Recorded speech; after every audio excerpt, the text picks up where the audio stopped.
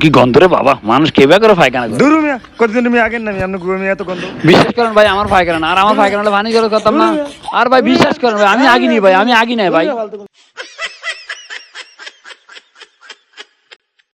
বিশ্বাস করেন ভাই, ওই পায়খানা আমার না ভাই, বিশ্বাস করেন। আল্লাহর কিরে ভাই, ওই পায়খানা আমার না ভাই, বিশ্বাস করেন ভাই।